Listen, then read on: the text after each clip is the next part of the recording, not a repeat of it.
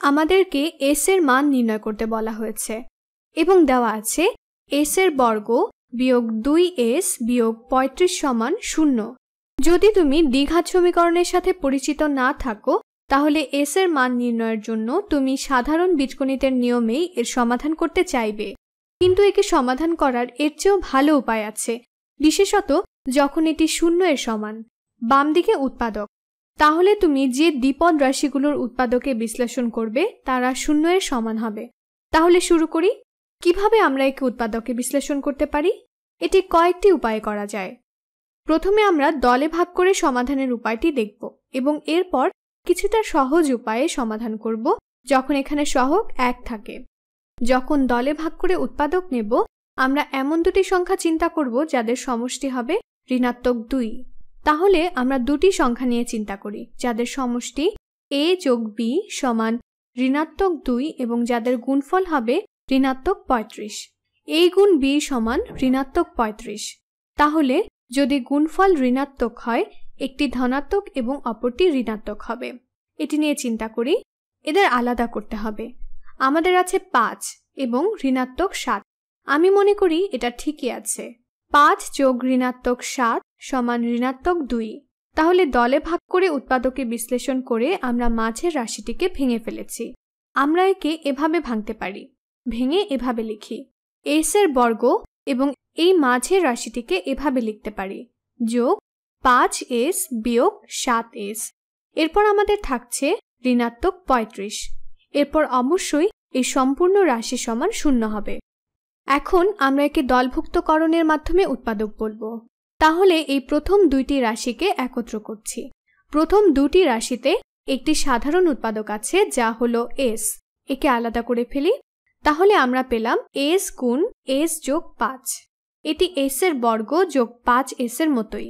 এখন দ্বিতীয় দুটি রাশিতে তাদেরও একটি সাধারণ উৎপাদক আছে যা হলো ঋণাত্মক 7। একে আলাদা করে ফেলি। সুতরাং আমরা পেলাম 7 গুণ s যোগ 5 এবং অবশ্যই এই সবগুলো সমান 0। এখন এখানে দুটি রাশি আছে যেখানে উভয়ের s যোগ 5 উৎপাদক হিসেবে আছে। একে আলাদা করে ফেলি। তো করা যাক। তাহলে আমাদের s যোগ 5 গুণ s আছে, তাই না? s যোগ 5 গুণ s থেকে আমরা এই রাশিটি পাচ্ছি। এরপর এখানে আমাদের ঋণাত্মক 7 আছে। আমি s যোগ 5 আলাদা করে নিলাম এবং এটি 0 এর সমান হবে। যেহেতু আমরা একে আলাদা করেছি, এখন আমাদের চিন্তা করতে হবে যখন দুটি সংখ্যার গুণফল নেব তখন কি হতে পারে। অর্থাৎ s যোগ 5 একটি সংখ্যা, s বিয়োগ 7 আরেকটি সংখ্যা, এবং আমরা বলছি এই দুটি সংখ্যার গুণফল 0। যদি বলি আমার দুটি সংখ্যা ছিল যা a গুণ b এবং তারা 0 এর সমান, তাহলে আমরা a বা b অথবা উভয় সম্পর্কে কি জানি? আচ্ছা, আমরা জানি তাদের মাঝে অন্তত একটি সংখ্যা 0 এর সমান বা উভয়ই 0 এর সমান হবে। তো ব্যাপার হলো এই সংখ্যা গুণ এই সংখ্যা সমান 0, অর্থাৎ হয় s যোগ 5 সমান 0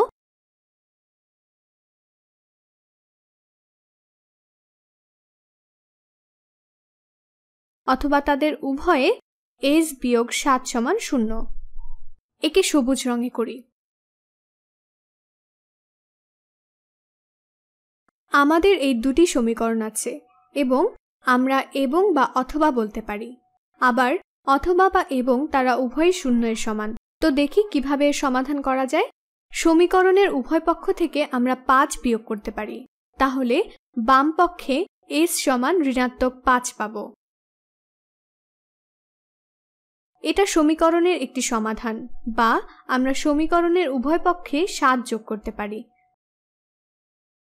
তাহলে s সমান 7 পাবো।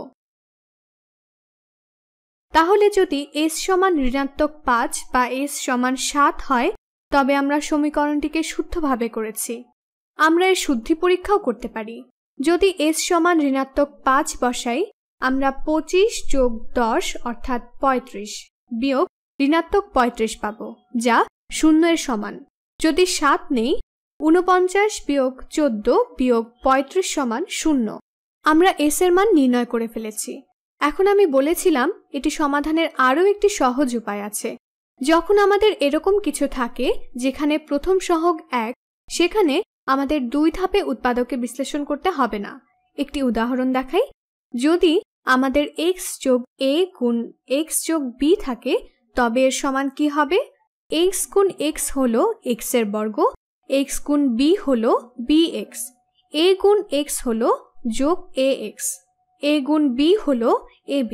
তাহলে আমাদের আছে x এর বর্গ যোগ এ দুটি যোগ করা যায় x যোগ bx যোগ ab, এবং সেই নমুনাটি এখানে দেখা যাচ্ছে। আমাদের প্রথম সহগ হিসেবে 1 আছে, এখানে প্রথম সহগ হিসেবে 1 আছে। তাহলে আমাদের দুটি সংখ্যার যোগফল ঋণাত্মক 2 পেলে সেটা a যোগ b, তারপর গুণফল সমান ঋণাত্মক 35। আমরা একে সরাসরি দুটি অঙ্কের গুণফল আকারে নিতে পারি। এটি হবে অথবা দুটি পদের গুণফল যেখানে তারা a এবং b এর মান হবে। তো আমরা বের করে ফেললাম। এটি 5 ও ঋণাত্মক 7। 5 যোগ ঋণাত্মক 7 সমান ঋণাত্মক 2। 5 গুণ ঋণাত্মক 7 সমান ঋণাত্মক 35। তাহলে আমরা সরাসরি একে উৎপাদকে করতে পারতাম। 2, আসলে এটা s এর ক্ষেত্রে ছিল।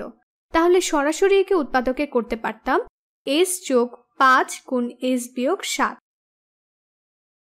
সরাসরি একে উৎপাদক করে এখানে এই ফলাফল পেতাম, এবং অবশ্যই সম্পূর্ণ রাশিটি 0 এর সমান। তাহলে এটি সমাধানের একটি সংক্ষিপ্ত উপায় হতো, কিন্তু দলে ভাগ করে উৎপাদক করা সমাধানের একটি সুন্দর উপায়।